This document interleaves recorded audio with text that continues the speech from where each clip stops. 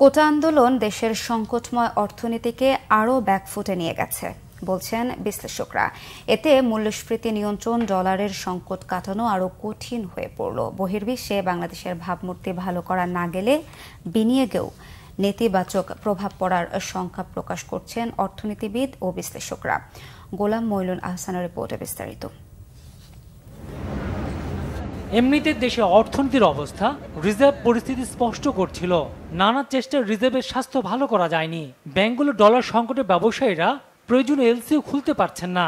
আর সরকারি হিসাবে 10% উপর স্থির থাকা মূল্যস্ফীতি সীমিত আর মানুষের বড় কষ্টের কারণ হয়ে উঠেছে। এ অবস্থায় কোটা আন্দোলনকে ঘিরে রাস্তাঘাটে অবরোধ সংঘাত মূল্যস্ফীতিকে আরো ঊর্ধ্বমুখী করেছে। অর্থনীতি অলরেডি তো বিপদ সংকট অবস্থায় আছে, বড় একটা ধাক্কা খেলো, আমাদের মূল্যস্ফীতি আরো বেড়ে গেছে। এগুলো তো হচ্ছে, কাজেই আমরা যেটা থেকে উত্তরণ ঘটাতে চাচ্ছি সেটা কিন্তু উত্তরণ না ঘটিয়ে আমরা পিছলে বাসের মতো আরো নিচে নেমে যাচ্ছি, উপরে উঠতে পারছি না। তো এই জায়গাটা আমাকে সরকারকে চিন্তা করতে হবে। এমনি অর্থনীতি বিভিন্ন রকমের চাপের ভিতরে ছিল, কিন্তু সেই চাপগুলোই পরিস্থিতিটিকে আরো সঙ্গীন করে তুলেছে। বৈদেশিক মুদ্রা রিজার্ভের ক্ষেত্রে যদি রেমিটেন্সের ক্ষেত্রে নেতিবাচক প্রভাব ঘটে সামনের দিনগুলোতে, এবং রপ্তানির ক্ষেত্রেও যদি এর একটা নেতিবাচক প্রভাব সামনের দিনে দেখা যায়, তাহলে দেখা যাবে যে টাকার যে বিনিময় হার সেটা আরো কিছুটা অবমূল্যায়িত হয়ে যেতে পারে। তাদের মতে বহির্বিশ্বে বাংলাদেশের ভাবমূর্তি বাড়াতে কাজ করতে হবে। তা করা না গেলে অর্থনৈতিক সংকট বাড়বে। আমরা যদি দেশের মানুষকে আশ্বস্ত করতে না পারি, বিদেশিদের দিকে তাকিয়ে লাভ নেই।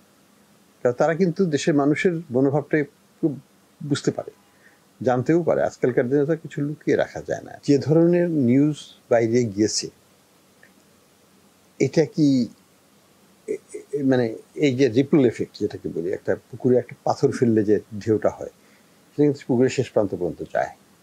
তো এটা তো এখন চলছে, এই এই এই যে রিপল এফেক্টটা, এটা বেশ কিছুদিন থাকবে।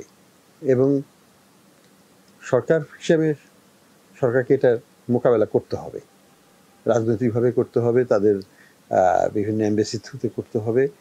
রাজনৈতিক পরিবেশের ক্ষেত্রে যে স্থিতিশীলতার বিষয়টি এতদিন থেকে বলা হচ্ছিল, সেক্ষেত্রে যে অস্থিরতা তৈরি হলো, এর ফলে বৈদেশিক বিনিয়োগের ক্ষেত্রে কান্ট্রির যে ইমেজ তার একটা ধাক্কা খাবার আশঙ্কা রয়েছে। তাহলে সেই বিষয়টি হলে নতুন করে বৈদেশিক বিনিয়োগ আসাটাও সামনের মাসগুলোতে কিছুটা শ্লথ হতে পারে। বড় ব্যবসায়ীদের লোকসানের কথা আলোচনায় আসলেও ক্ষতির শিকার হওয়া ক্ষুদ্রপুঁজির ব্যবসায়ীর সংখ্যাও অনেক বেশি। গোলাম মঈনুল আহসান, বাংলা ভিশন, ঢাকা।